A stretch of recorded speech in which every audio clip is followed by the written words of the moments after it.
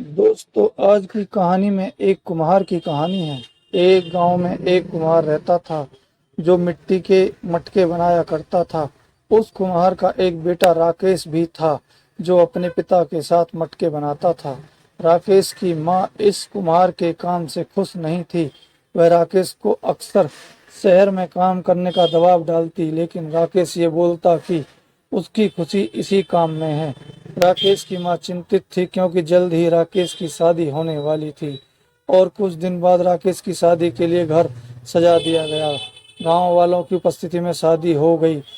रमा नाम की लड़की से विवाह संपन्न हुआ। एक दिन राकेश की मां ने रमा से भी यही बात कही कि उसका बेटा उसकी बात नहीं मानता, वह शहर नहीं जाता काम के लिए। उसने रमा को कहने को बोला। अगले दिन आभा राकेश के पास गई और उसने शहर जाने की बात कही, लेकिन राकेश मिट्टी के मटके बनाने में खुशी जाहिर करते हुए मना कर दिया। इस लगन को देखकर रमा समझ चुकी थी कि उनके पति को ये काम बहुत पसंद है।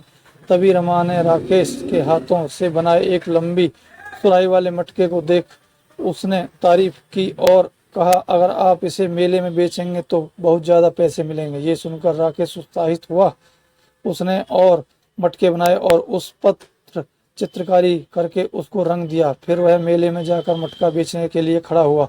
उसके सारे मटके शाम तक बिक चुके थे। उसने घर आकर अपने पिता को बहुत ज्यादा पैसे दिए। उसी रात राकेश ने रमा से पूछा कि अगर हम मिट्टी की फ्रिज बनाएं, यानी मिट्टी की अलमारी जिसमें सब्जी रखी जा सके तो बिना बिजली के चलती हो। रमा ने बोले, क्या आप ऐसी अलमारी बना सकते? फिर हम और ज्यादा पैसे कमा सकते हैं। अगले दिन राकेश ने 4 मिट्टी की अलमारी बनाई और मेले में ले जाकर बेचना शुरू किया। लोगों ने इस किस्म की अलमारी पहली बार देखी। उसकी सारी अलमारी बिक गई। एक रिपोर्ट ने उस अलमारी का फोटो खींच कर न्यूज में छापा। अब राकेश को अलमारी के लिए ऑर्डर आने लगे। लोग उसके घर जाकर उससे अलमारी खरीदना चाहते थे। ये सब माँ को देख अपनी गलती का एहसास हुआ और अपनी बहू रमा को धन्यवाद दिया।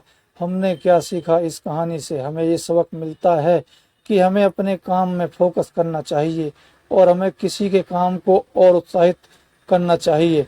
नए नए आइडिया को भी काम में लाना चाहिए।